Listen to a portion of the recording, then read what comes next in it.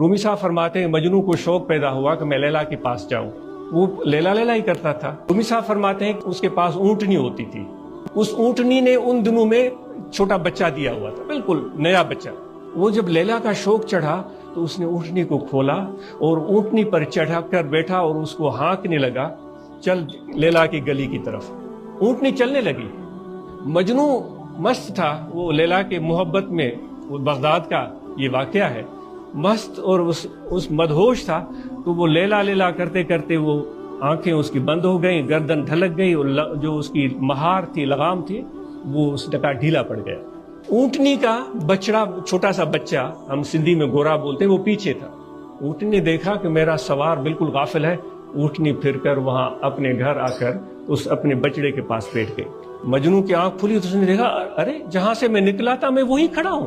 फिर उसने ऊँटनी को हाँका, फिर ऊँटनी चली, जोर से हाँका, भगाया आधा किलोमीटर, पौना किलोमीटर। फिर उसको लैला का तस्वुर गालिब आ गया। फिर वो उसकी आंखें बंद हो गईं और फिर उसकी नकेल जो है वो ढीली पड़ गई, आंख खुली। ऊँटनी फिर अपने बछड़े के पास, उसी मजनू के घर में। तीसरी बार उसने और जोर से अपनी ऊँटनी को हाँका, लैला के पास जाना है, मोहब्बत थी उसकी। फिर भगाया, फिर उसको लैला का तस्वुर गालिब आया। फिर वो आंखें बंद हो गई और नकेल ढीली पड़ गई, ऊँटनी वापस। अब मजनू ने जब तीसरी बार देखा तो ऊँटनी की पुश्त से जंप देकर नीचे उतरा। उसने कहा, तेरे साथ मेरी दोस्ती नहीं चलेगी। ऊँटनी को कहा कि तेरे साथ मेरी दोस्ती नहीं चलेगी। तेरी लैला पीछे है, मेरी लैला आगे है।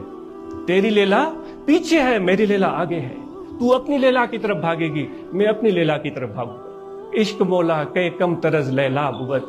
मैं आपसे सवाल करता हूँ कि अल्लाह का इश्क लैला की मोहब्बत से कैसे कम हो सकता है? अल्लाह ताला का इश्क लैला की मोहब्बत से कैसे कम हो सकता है? हम क्यों उसी जगह दौड़ रहे हैं? क्या हमने भी अपने शौक के घोड़े के लगाम को ढील तो नहीं दे दी? हम भी किसी उस ऊँटनी की तरह अपनी किसी और लैला के मोहब्बत में मुब्तला है और जाना चाह रहे हैं खुदा की तरफ। आयत करीमा मैंने क्या अर्ज की थी, जो अल्लाह से मोहब्बत करते हैं वो खुदा की मोहब्बत में बिल्कुल फना है, सख्त है। जब अल्लाह ताला की मोहब्बत की बात सामने आती है तो फिर और कोई चीज़ उनके नज़र में नहीं होती। तो दोस्तों, हम और आप अगर खुदा की मोहब्बत को पाना चाहते हैं तो फिर वही बात कि तुम हैं, कुछ भी मिटाना पड़ेगा अपने आप। इकबाल ने कहा ना, मिटा दे अपनी हस्ती को अगर कुछ मर्तबा चाहिए। और मैंने फिर वही बात जो है वो बेटाई साहब के अल्फाज में भी आपको सुनाई। तो फिर हम कुछ न कुछ पाने के लिए कुछ खोना पड़ता है। घर बैठे कुछ काम नहीं होता, कुछ उसके लिए तड़पना पड़ता है, जी जलाना पड़ता है, कुछ इरादे बांधने पड़ते हैं, कुछ सफ़र करने पड़ते हैं।